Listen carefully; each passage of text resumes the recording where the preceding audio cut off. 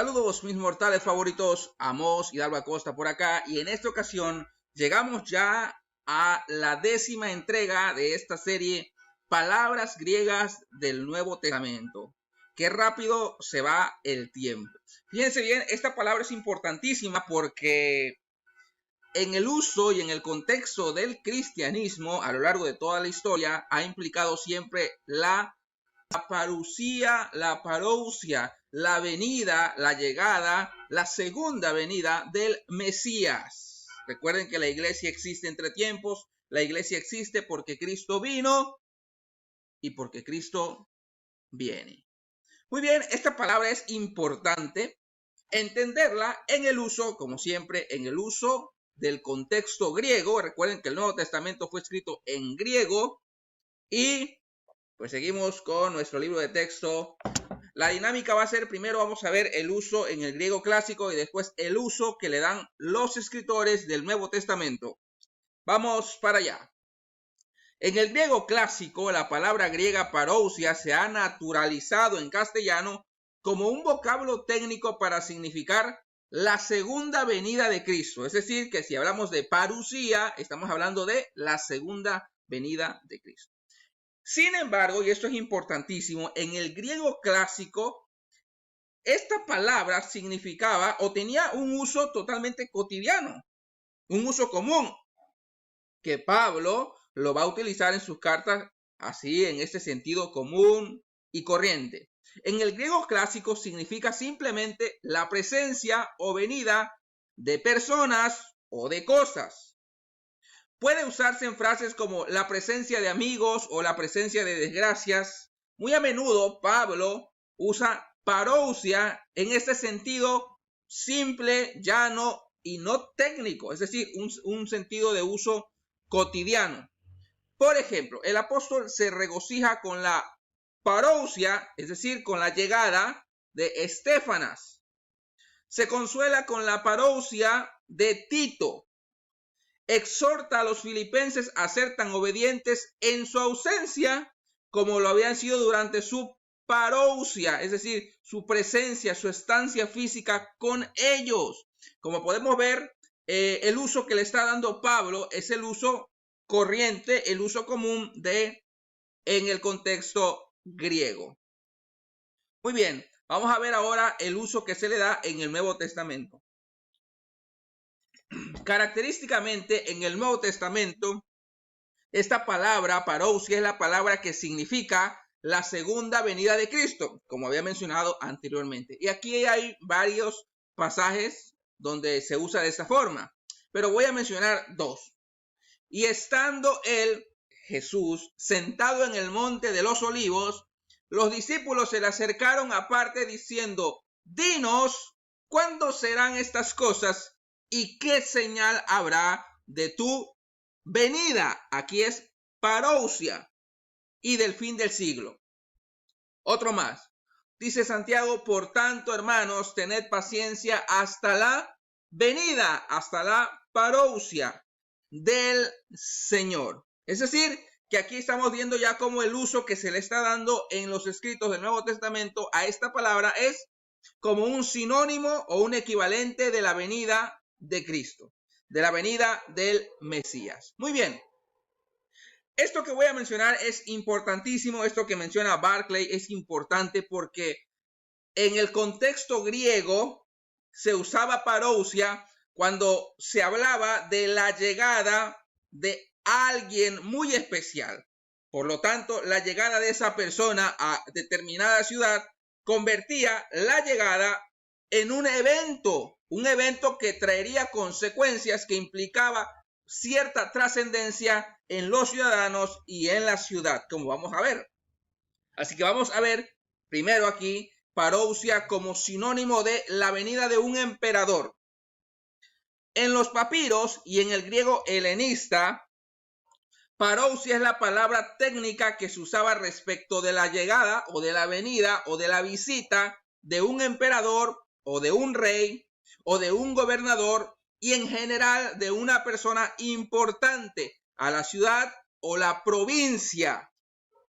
En este sentido, esto es importante porque los pasajes que acabo de leer donde los escritores del Nuevo Testamento hablan de la segunda venida de Cristo y utilizan esta palabra parousia. Esta palabra la podemos asimilar en el sentido que se está transmitiendo en el Nuevo Testamento justamente con este uso que se le daba a la llegada de un emperador o de un rey o de alguien especial a un lugar. Tal visita requería una serie de preparativos. Por ejemplo, se imponían tributos para regalar al rey una corona de oro, porque implicaba que era alguien de la realeza o alguien especial. Recuerden que los cristianos del siglo I asimilaban a Jesús no solo como Mesías, sino también como rey.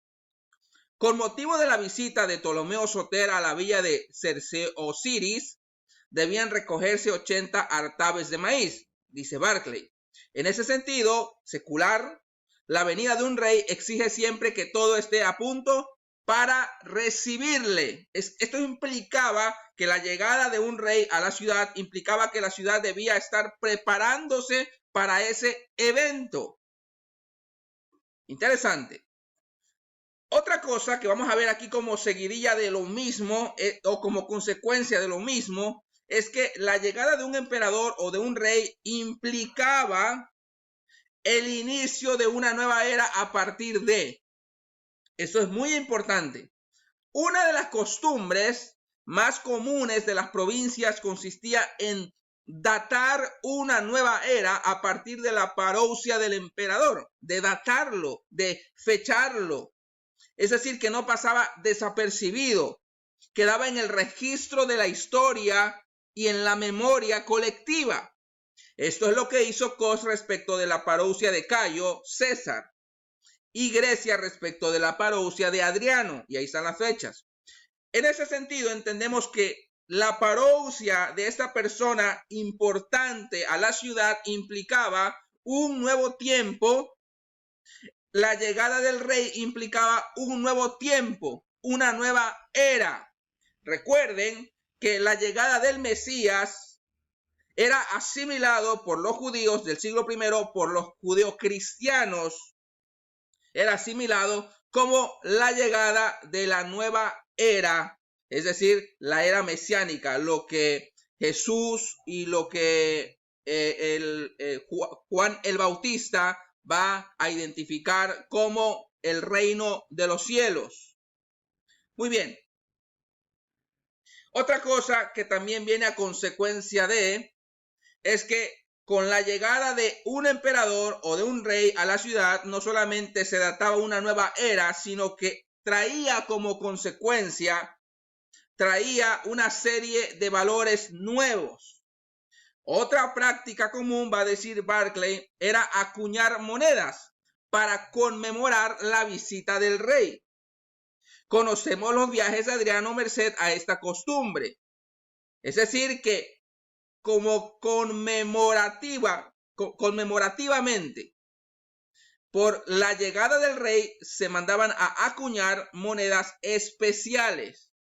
Cuando Nerón visitó Corinto, se imprimieron monedas para conmemorar su adventus, su adviento, que es la palabra latina equivalente a la griega parousia. Es como si con la venida del rey, va a decir Barclay, hubiera brotado una nueva serie de valores. Y esto se pone más interesante cuando llegamos a esta parte. Aquí en el uso común griego, recordemos que los griegos eran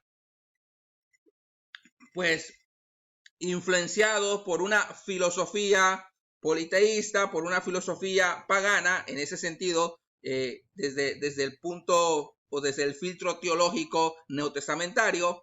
Pero hay algo muy interesante aquí y muy rescatable, es que también en el uso griego común implicaba o podía ser entendido la parousia como la visita de un dios. Por ejemplo, Esculapio, dios de la sanidad, visitaba y sanaba en su templo a los enfermos que iban hasta él. En el sentido político, la parousia del rey, del gobernador o del emperador significaba a menudo la ocasión de hacer peticiones y de enderezar entuertos. Aquí la palabra describe una visita curadora y correctiva. Y ya voy a ir cerrando aquí. En el Nuevo Testamento, la parousia del Mesías implica también, número uno, la llegada de un rey. Recordemos que Jesús es asimilado como rey. Número dos, el inicio de una nueva era, la era del Mesías. Y número tres, la visita de Dios, porque Jesús en el colectivo judeocristiano del siglo I también es entendido y asimilado como Dios encarnado. Así que con todo esto podemos ver que tiene sentido lo que los cristianos asimilan en la vida, obra de Jesús como Mesías, tiene sentido a la luz del trasfondo del uso griego común de esa época. La bibliografía consultada sigue siendo, pues, esta joyita, Palabras griegas del Nuevo Testamento, su uso y su significado, de Barclay.